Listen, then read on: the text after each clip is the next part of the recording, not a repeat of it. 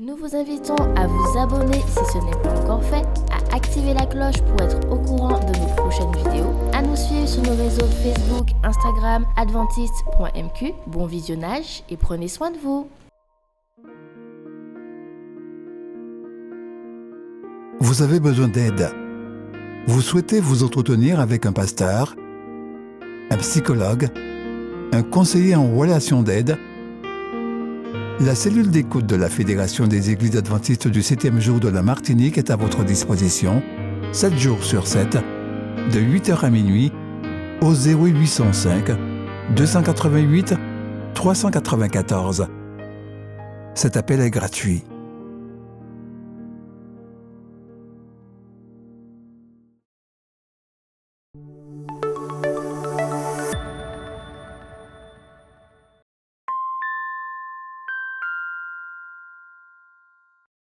Comment pouvez-vous aider vos enfants à développer une gestion judicieuse de leurs ressources et à inviter Dieu dans leur vie financière?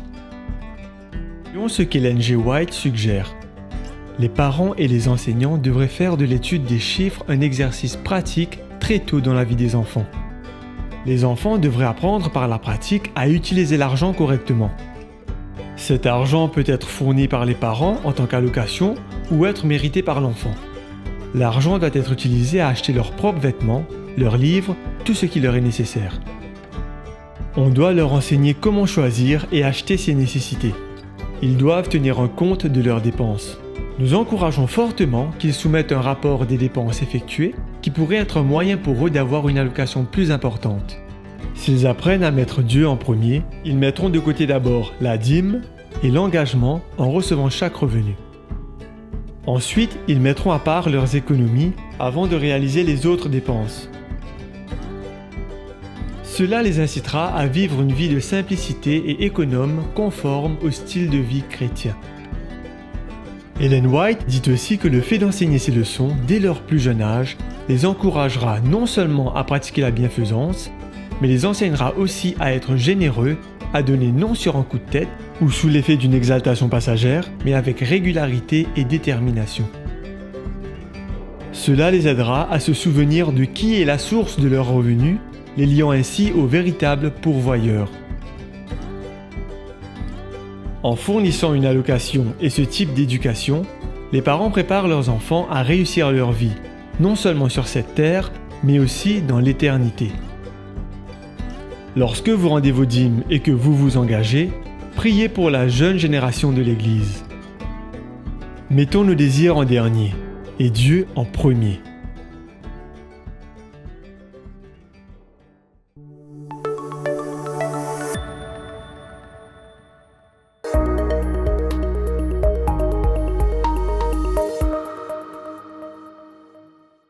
Voilà, je suis ravi de vous retrouver aujourd'hui. Je voulais juste avant d'entamer la réflexion, prendre quelques secondes pour une prière. Seigneur notre Dieu, nous voulons te rendre grâce pour ces quelques minutes que tu nous accordes d'ouvrir ta parole.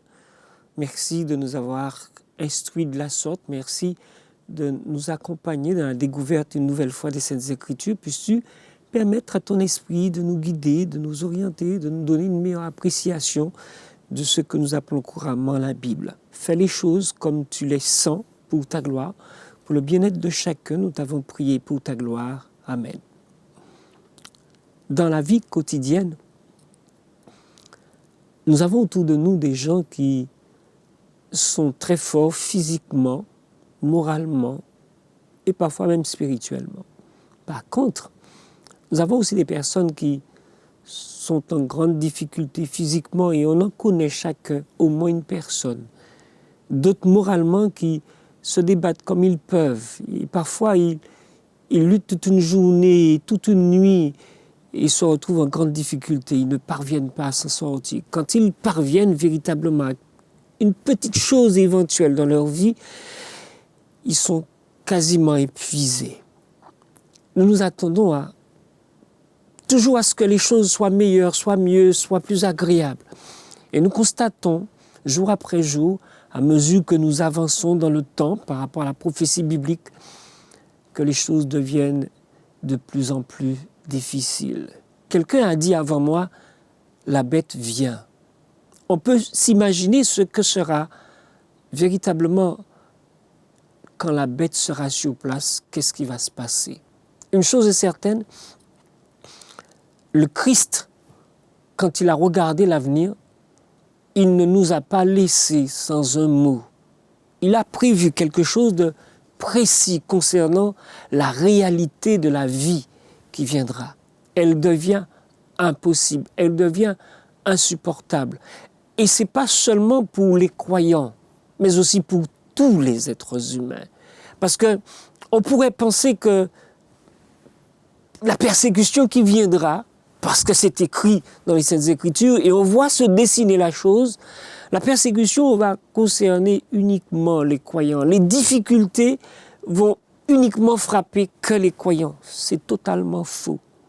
Parce que quand on lit ce que nous rapporte l'évangéliste Matthieu au chapitre 24, à partir du verset 22, on pourrait le prendre un petit peu plus haut, le verset 21, il déclare ceci, « Car alors, la détresse sera si grande qu'il n'y en a point eu de pareil depuis le commencement du monde jusqu'à présent, et il n'y en aura jamais. Et si ces jours n'étaient abrégés, personne ne serait sauvé. Mais à cause des élus, ces jours seront abrégés. » À regarder simplement le texte, on sait que la terre entière sera concernée par la détresse qui est en train de venir. Quand bien même certains se croiront à l'abri, qu'ils sachent qu'eux aussi seront impliqués. Et s'ils sont les acteurs, c'est encore plus difficile pour eux, car lorsqu'on fait du tort à quelqu'un, on se fait aussi du tort. Alors, quand on lit le texte et qu'on le relit, on découvre qu'il y a une détresse terrible qui vient. Je ne suis pas de nature pessimiste, mais quand on observe le texte, il dit « La détresse sera si grande qu'il n'y en a point eu de pareil depuis le commencement du monde. » Ça veut dire que tous ceux qui sont passés avant nous, en les écoutant, nous savons qu'il y a eu des périodes extrêmement difficiles. Ma grand-mère m'a parlé de l'amiral Robert. Ça a été terrible, terrible, en tous les cas pour les gens de l'époque. Aujourd'hui, il y a dans certains pays des situations mais insoutenables pour certaines personnes et plus souvent carrément, ce sont les plus faibles qui trinquent. Et quand on regarde ce qui se passe aujourd'hui, à l'heure actuelle, dans les propos que Jésus nous laisse, il n'y a point eu de pareil depuis le commencement du monde jusqu'à présent. Et il précise qu'il n'y en aura jamais. En d'autres termes, la conclusion de l'affaire, c'est Dieu qui la tient et il va mettre un terme à tout ce qui se passe et tout ce qui va se passer. Seulement, dans le creux de la vague, ou alors au sommet, je ne sais pas où est-ce qu'ils seront vraiment. Jésus poursuit en disant, « Et si ces jours n'étaient abrégés, personne ne serait sauvé. Mais à cause des élus qui sont censés être sauvés, les jours seront abrégés. » Vous comprenez bien, en tant que croyant, en tant que chrétien, en tant que personne qui dépend de Dieu et qui s'attend à Dieu, eh bien, ces personnes-là ont de quoi réfléchir très sérieusement. Et je crois que ce propos-là qui est tenu par Jésus ici et rapporté par Matthieu doit être pris en compte très sérieusement. Parce que Jésus dit que le problème sera tel qu'il n'y en aura jamais. Mais il précise que la chose est bien cadrée. C'est-à-dire que le temps qui est alloué à la bête pour agir est déjà arrêté. Il ne pourra aller ni plus ni moins. Il restera dans les limites fixées par Dieu. Parce que le texte, et j'aime le relire, pourquoi? Parce qu'il dit « Ces jours seront abrégés ». Pourquoi ils sont abrégés? Ils ne seront pas abrégés par ceux seulement qui mènent l'action pour faire du tort à ceux qui espèrent et qui attendent Jésus, mais ils seront abrégés aussi pour les croyants, mais pour les non-croyants. Le texte dit, sinon, personne ne serait sauvé. Donc, les croyants doivent réfléchir très sérieusement. Qu'est-ce qui fait notre force? Et il poursuit, à cause des élus, ces jours seront abrégés. Messieurs, dames, l'affaire est sérieuse. Parce que Jésus dit, si il n'avait pas abrégé les jours de la détresse, nous serions tous passés de la vie à la mort. Il ne resterait rien sur la terre. Mais, bien heureusement, Dieu a pensé aux élus, Dieu a pensé aux croyants. Et il leur dit, à cause de vous, j'ai abrégé cette détresse-là. Et à cause de vous, et grâce à vous, il y aura des personnes encore vivantes sur la terre. Vous comprenez bien que la situation est telle aujourd'hui, nous nous plaignons quand nous avons l'impression que ça ne passe pas, mais nous devrions nous maintenir droit dans nos bottes aujourd'hui quand ça va mal. Je me rappelle une histoire qui m'a marqué alors que j'étais jeune marié. J'étais en train de discuter avec mon épouse sur la difficulté de la vie il y a quelques années de cela. Elle m'a sorti une expression dont mon métier a fait que j'ai pris véritablement le poids de ce qu'elle m'a sorti. Elle m'a dit « fais d'ailleurs beaucoup même meilleur ». En d'autres termes, ce qui est à venir, on ne le connaît pas et on ne sait pas ce qui est à venir. Mais le texte dit que la détresse sera insupportable. Et c'est grâce aux élus, alors pour les élus, que ces jours-là seront abrégés. Et aujourd'hui, si nous trouvons le creuset difficile, en me basant sur les propos de mon épouse, ce qui vient derrière n'est rien à côté du creuset dans lequel chacun d'entre nous nous trouvons. Concernant la bête qui vient, elle ne pourra pas aller au-delà des limites fixées par Dieu. Mais il faudra qu'elle aille jusqu'aux limites parce que Dieu veut que son vrai visage apparaisse. Dieu veut que sa coupe, qui n'est pas encore remplie comme il était question pour les Amoréens lorsqu'il a fallu arracher les Hébreux de l'Égypte, quand Dieu fait la promesse, il dit, ils y resteront en Égypte pendant 450 ans. Et quand ces jours se seront écoulés, il va falloir faire remonter les Hébreux de l'Égypte en Canaan. Et pourquoi Dieu les fait descendre? Parce que la coupe d'iniquité des Amoréens n'était pas encore pleine. Et c'est pour cela que dans la difficulté qui est à venir, la détresse qui est à venir, la coupe n'est pas encore pleine pour la bête.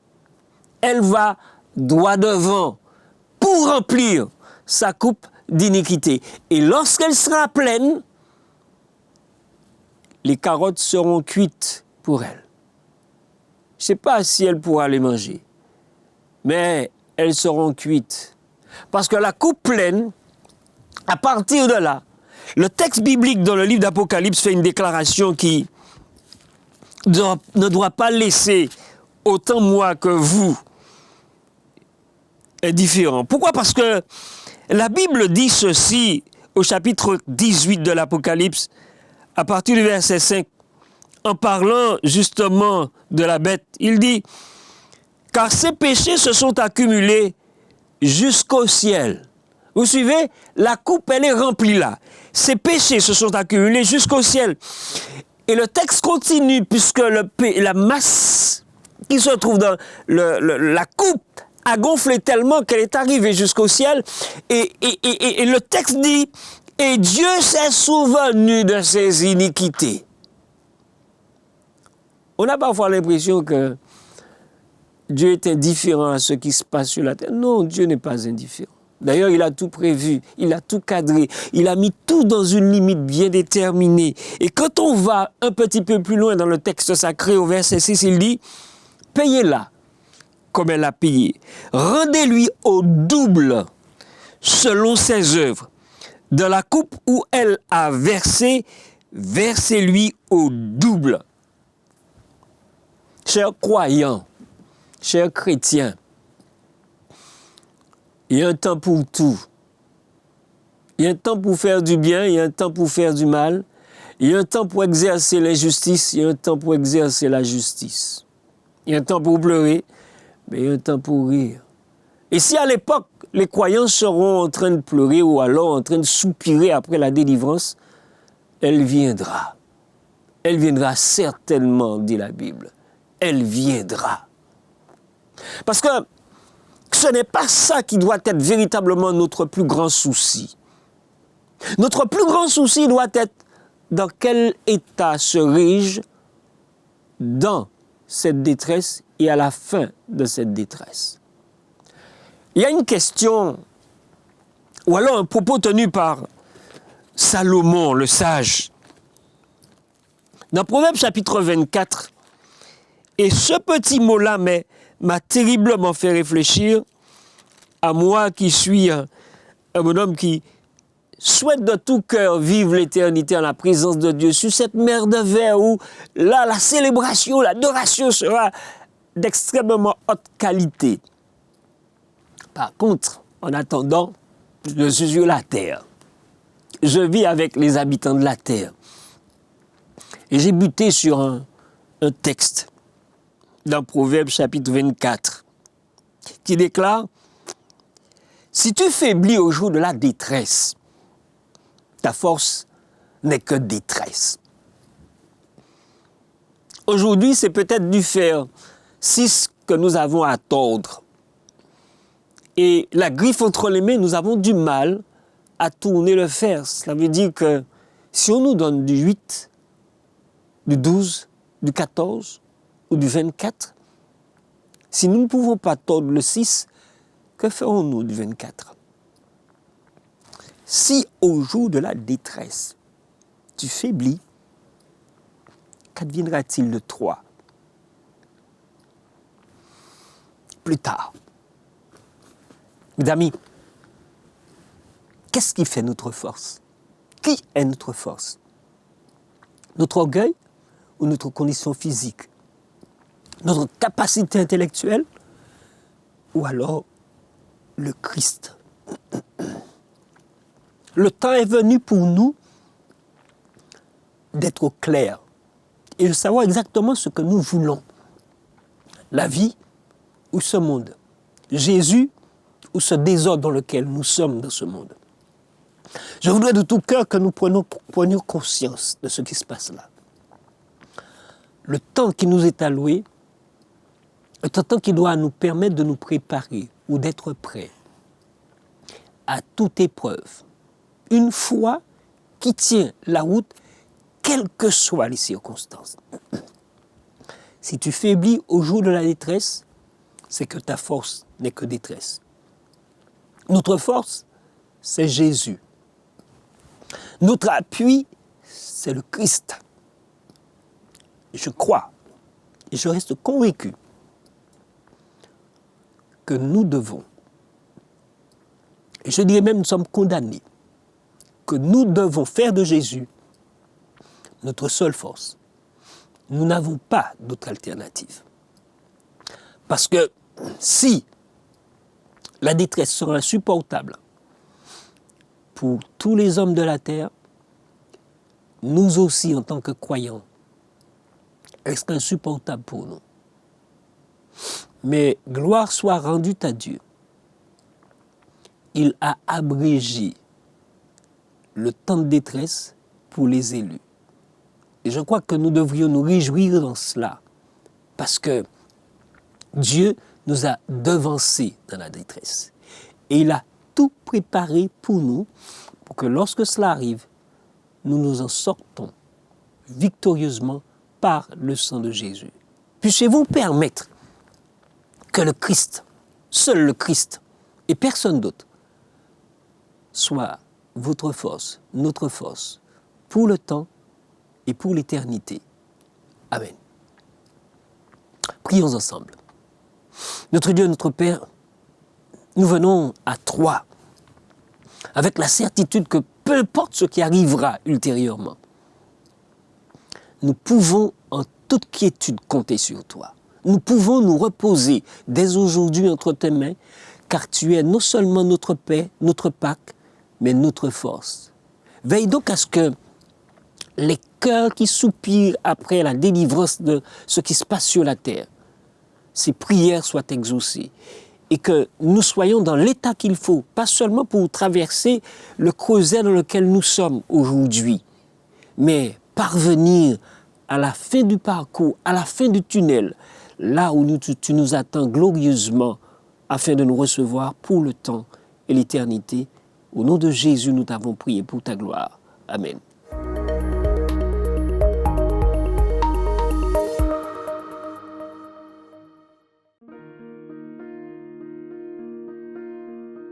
Vous avez besoin d'aide. Vous souhaitez vous entretenir avec un pasteur, un psychologue, un conseiller en relation d'aide.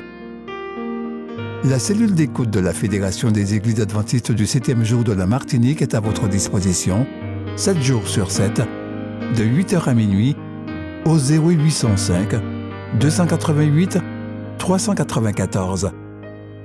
Cet appel est gratuit.